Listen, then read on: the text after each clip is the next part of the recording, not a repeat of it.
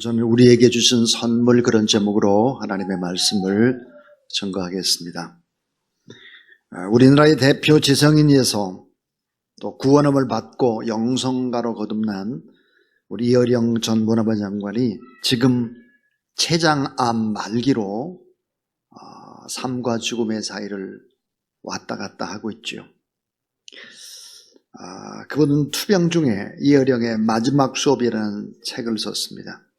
이 책 속에서 코로나 패러독스라고 하는 새로운 의제를 제시했습니다.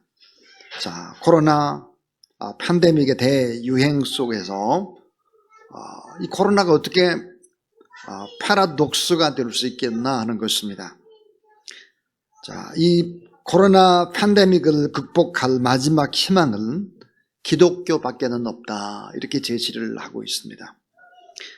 지금 이 시대 코로나 변이 오미크론의 출현으로 연말연초 일상 회복을 중단해야 되는 고단한 시점 앞에서 역설과 희망을 논한 것입니다.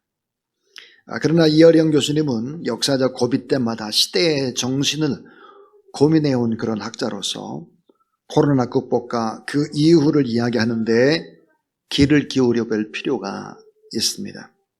자, 코로나 패러독스, 역설이라고 하는 것이 무엇일까 하는 것입니다.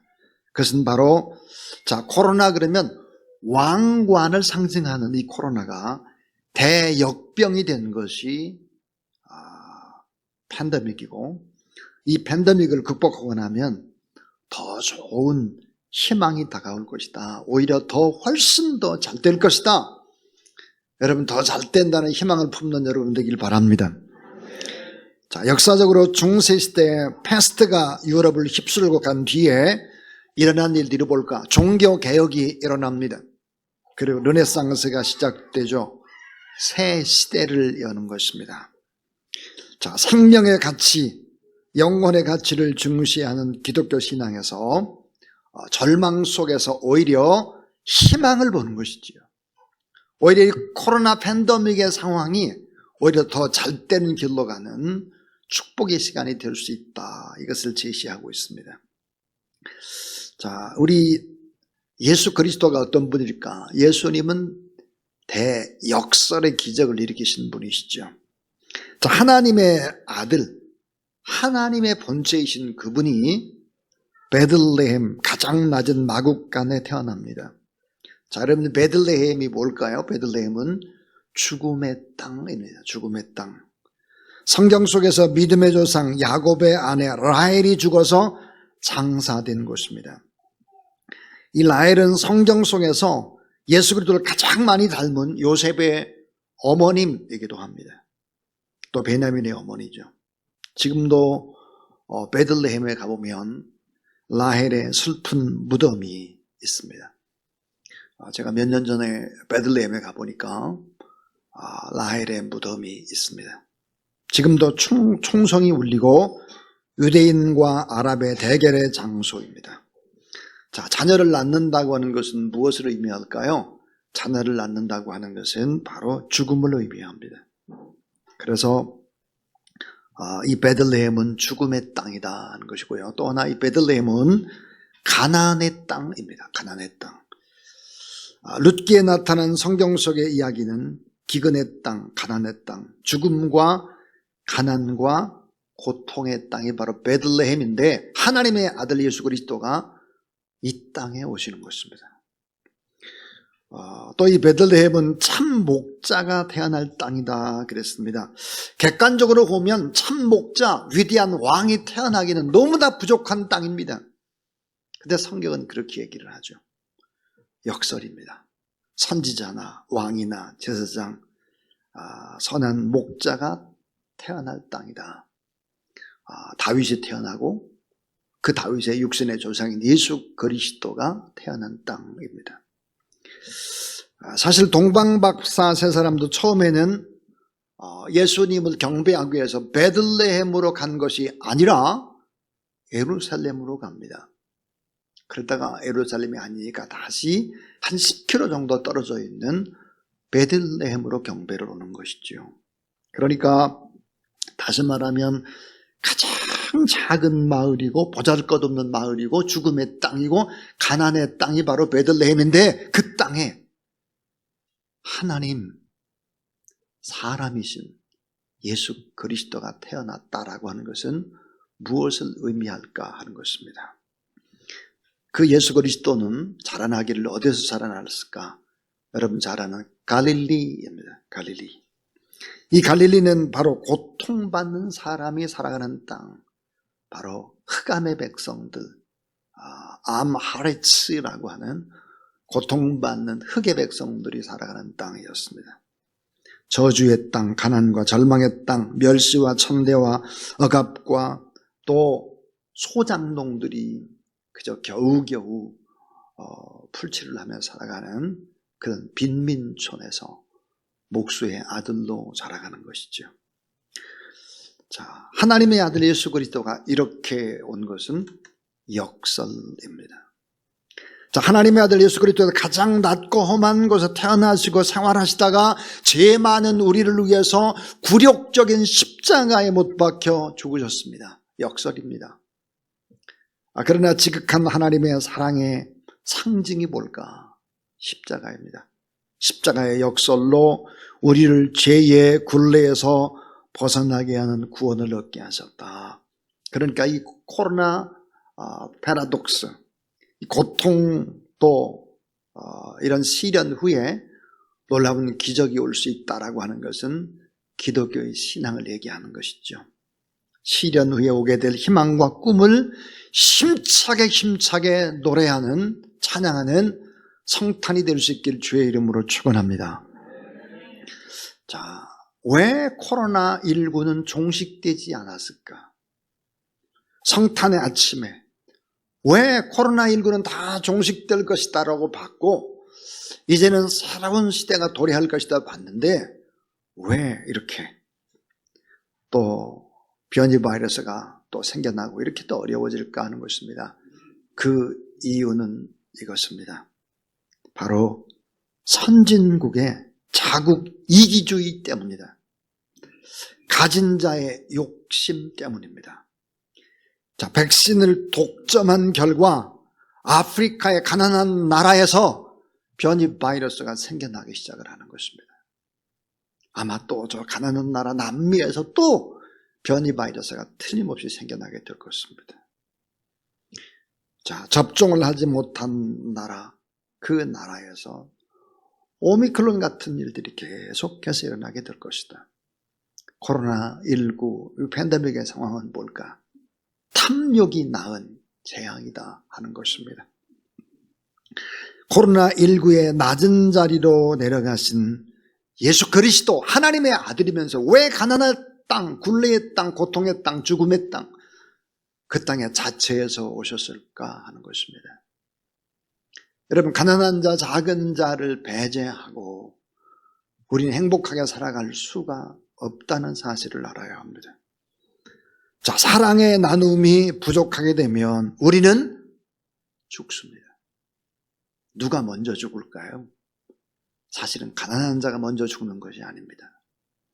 선진국이 먼저 큰 타격을 입게 될 것이고, 그리고 거대한 대기업이 더 고통을 받게 될 것이고, 부자들이 더 힘들어지게 될 것입니다.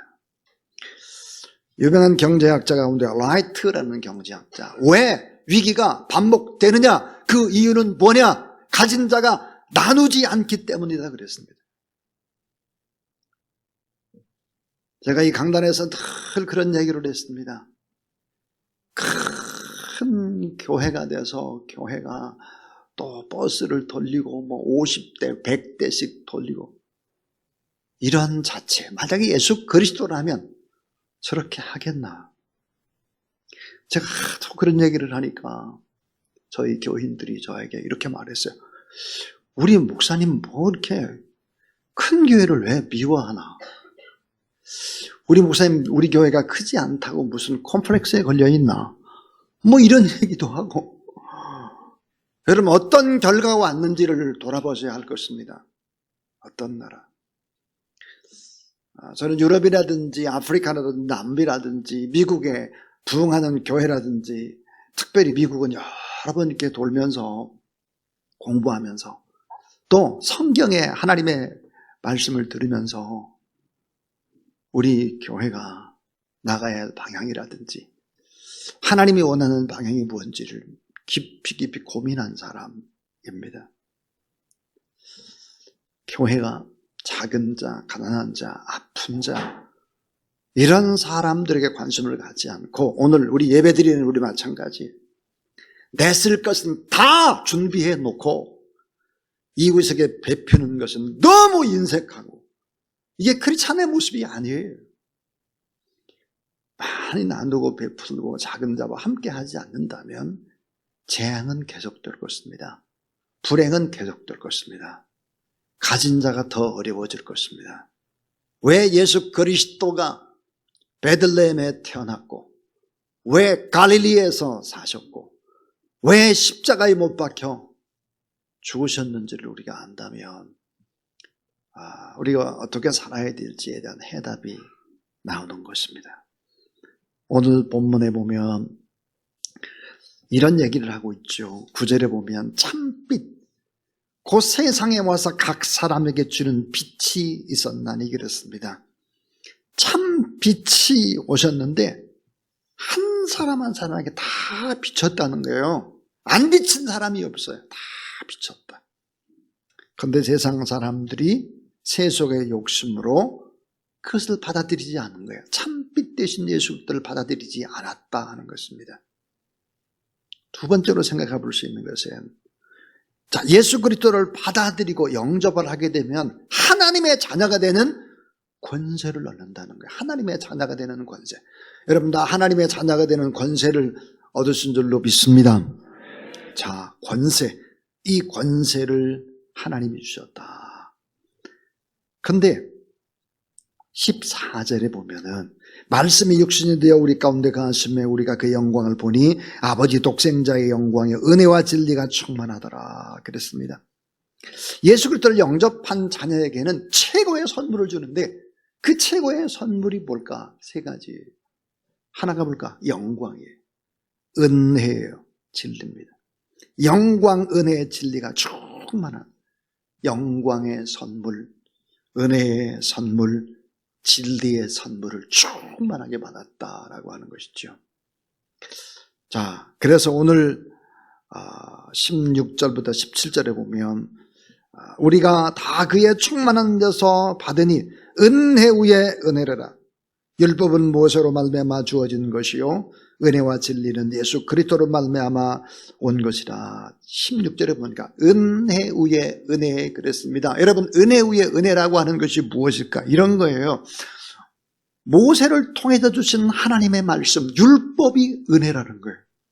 그런데 새 은혜를 준비하셨어요. 하나님께서 그 새 은혜가 뭘까? 예수 그리스도이십니다. 은혜 위에 은혜.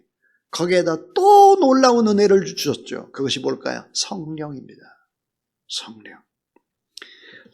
자, 디모데전서 1장 12절부터 15절에 사도 바울은 은혜를 역설합니다. 은혜. 그 은혜, 어떤 은혜일까? 구원을 베푸신 하나님의 은혜. 내가 구원받은 것이 이건 은혜 중에 은혜다. 내가 구원받은 것이 은혜다. 또 바울은 죄수 괴인에게 귀한 직분 주신 은혜. 자, 목회자라는 직분, 장로님 직분, 보통 귀한 직분이 아니에요. 안수집사님, 권사님, 집사님, 교사, 성가대, 찬양팀 다 주님을 높이는 정말 귀한 직분 주신 은혜에 감사한다. 또 하나 능력 주신 은혜. 내가 할 수 있는 성령의 능력 주신 그 은혜에 감사한다. 그랬고요. 또 바울은 이런 고백을 합니다. 또 하나의 은혜. 종으로서 내가 예수님처럼 낮아지는 종으로서의 그 사명을 감당할 수 있는 은혜. 종의 은혜. 그래서 바울은 정말 종으로 복음을 위해 살아갈 수 있는 은혜를 베푸신 하나님의 은혜가 너무너무 소중해서 자기는 다 낮추고 복음 때문에 죽고 고통받고 이런 자체가 은혜고 기쁨이고 감사다 그랬습니다. 오늘 저는 우리에게 주신 선물, 그런 제목으로 하나님의 말씀을 전했습니다. 우리에게 주신 선물, 그분 바로 참 빛 대신 예수 그리스도였습니다. 이 세상은 지금 어두움의 세상인데요, 이제 저는 설교를 마치면서 오늘 주보에 보이는 칼럼이 있습니다. 그 칼럼을 읽고 설교를 마치도록 하겠습니다. 너는 세상을 빛으로 채울 수 있는 존재, 그랬습니다. 왜냐하면 참 빛이 예수님인데 우리도 그 빛을, 반사되는 빛을 받았습니다. 제가 한번 읽어보겠습니다. 어둠이 가장 깊으며 밤이 가장 긴 동지 때 새벽별이신 분이 빛을 가지고 오신다. 혼돈과 공허, 흑암이 깊은 땅에 운행하신다. 아름다운 세상은 저절로 오는 것이 아니다. 하나님의 꿈을 가슴에 품고 해산의 수고를 하는 사람을 통해서 온다. 아브라함, 조슈아, 헷셀은 땅과 하늘을 화해시키려는 하나님의 꿈은 계속되는 창조의 드라마에서 한 배역을 담당한 인간과 함께 꿔야 하는 꿈이라고 말했다. 마리아와 요셉이 그 꿈에 구체적으로 동참했다. 세상은 여전히 어둠과 절망을 주는 것들이 너무 많다. 작은 자, 소외된 자, 벼랑 끝으로 내몰고 상처와 모멸감을 주면서 희망을 꺾고 있는 모습이다. 통제가 지나면 세상의 어둠은 저절로 줄어들겠지만 사람의 마음속에 드리운 어두움은 결코 우리의 노력 없이는 저절로 줄어들지 않는다. 빛으로 오시는 그분이 우리에게 말씀하신다. 너는 세상의 빛이다.